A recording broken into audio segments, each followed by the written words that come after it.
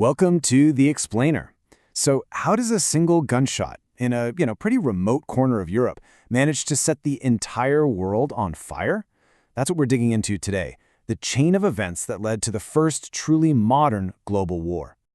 All right, so here's the plan. We're going to start with the system collapsing, then look at the powder keg of Europe. We'll see how one shot in Sarajevo changed everything, dive into what total war really meant, see how it all ended, and then the big one, the legacy of the Versailles Treaty. Let's get into it.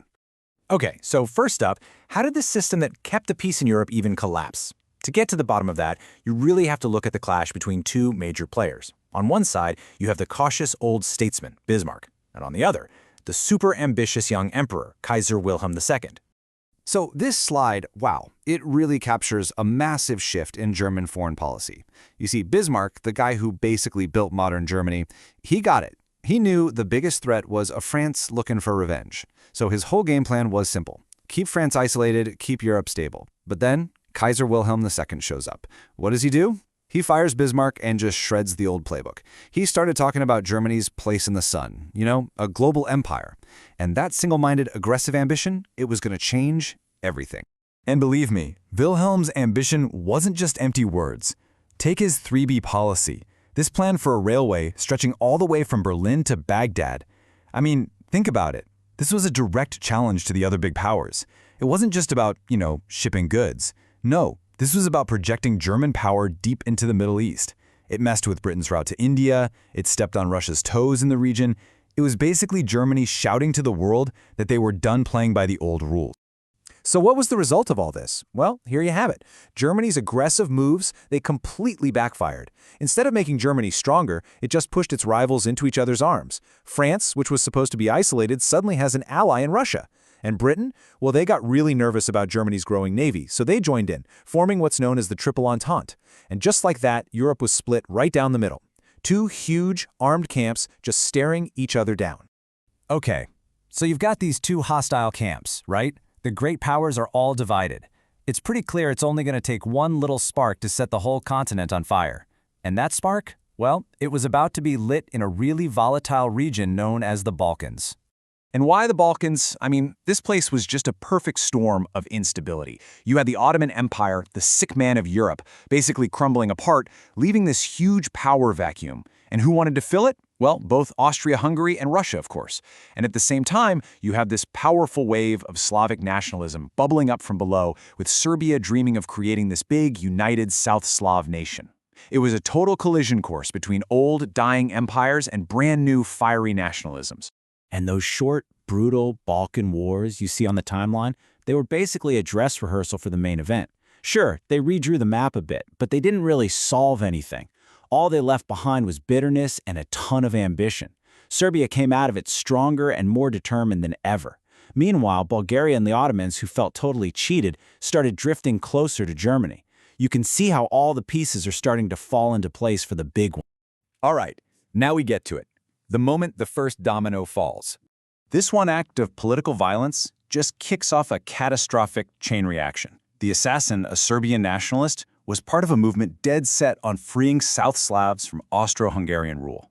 So for the leaders in Vienna, this wasn't just some murder. Oh no, this was a direct challenge to the very existence of their empire. And maybe, just maybe, the perfect excuse they'd been looking for to crush Serbia once and for all. And boom, just like that, this whole system of alliances that was supposed to keep the peace, it becomes a machine that practically guarantees a massive war.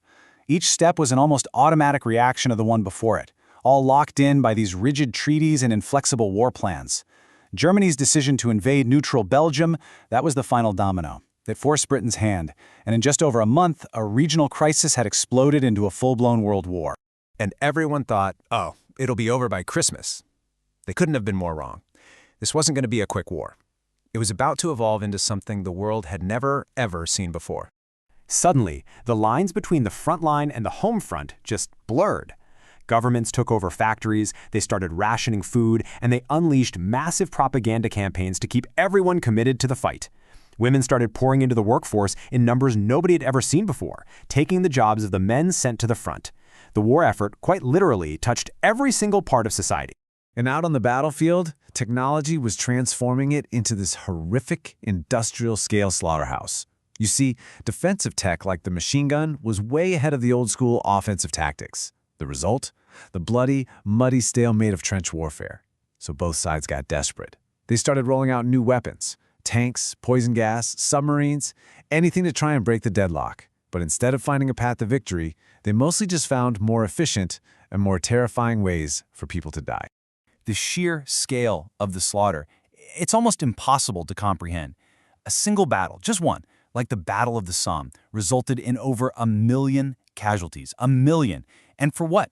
After months and months of fighting in just unimaginable horror, the front line had moved maybe a few miles. It was a war of attrition, a grinding down of human life on a scale nobody had ever witnessed. So for years, the war just grinds on in this bloody stalemate. But then came 1917. And 1917, that was the breaking point. It was the year two absolutely monumental events happened that would change not just the course of the war, but the course of the entire century. This timeline really shows you the dramatic pivot point of the whole war. So, on one hand, you have the Russian Revolution, which knocks one of the major allies right out of the fight. A huge win for Germany, right? But, at the same time, Germany's big gamble on unrestricted submarine warfare backfired. Big time. It finally dragged the United States with all its industrial and human might into the conflict. And America brought more than just fresh troops and supplies. They brought a new idea. President Woodrow Wilson's 14 points laid out this radically different vision for what the world could look like after the war. A peace without victors, based on things like self-determination and international cooperation. For the old, exhausted, and pretty cynical empires of Europe, this was a wild idea, part promise, part threat. And then the end came, and it came with shocking speed.